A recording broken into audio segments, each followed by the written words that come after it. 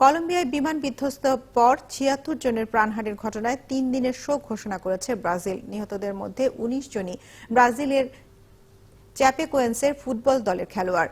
দুর্ঘটনায় প্রাণ হারিয়েছেন ২১ সাংবাদিকও। স্থানীয় সময় সোমবার রাত ১০:১৮ ৮১ আরোহী নিয়ে কলম্বিয়ার মেডেলিন শহরের পার্বত্য এলাকায় বিধ্বস্ত হয় বিমান CC-2933।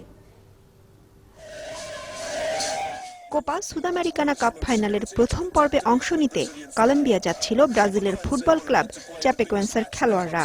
বিমানে ওঠার আগে ইতিহাস গড়তে যাবার উচ্ছ্বাসে মেতেছিলেন সবাই। সামাজিক যোগাযোগ মাধ্যমে শেয়ার করেছিলেন বিমানে ওঠার পরের ভিডিও, সেলফি। বুধবার হবার কথা ছিল প্রথম খেলা, কিন্তু সেই বিমান আর পৌঁছল না নির্দিষ্ট গন্তব্যে।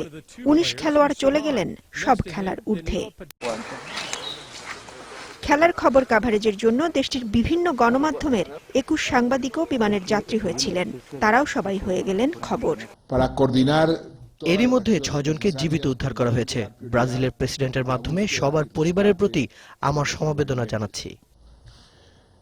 তবে শেষ পর্যন্ত বাঁচানো যায়নি ক্লাবের গোলরক্ষককে। এত বড় দুর্ঘটনায় স্তব্ধ ফুটবল ভক্তসহ গোটা বিশ্ব। ভক্তরা জড়ো হয়েছেন চ্যাপেকোয়েন্স স্টেডিয়ামে। ব্রাজিলে পালন করা হচ্ছে ৩ দিনের রাষ্ট্রীয় শোক।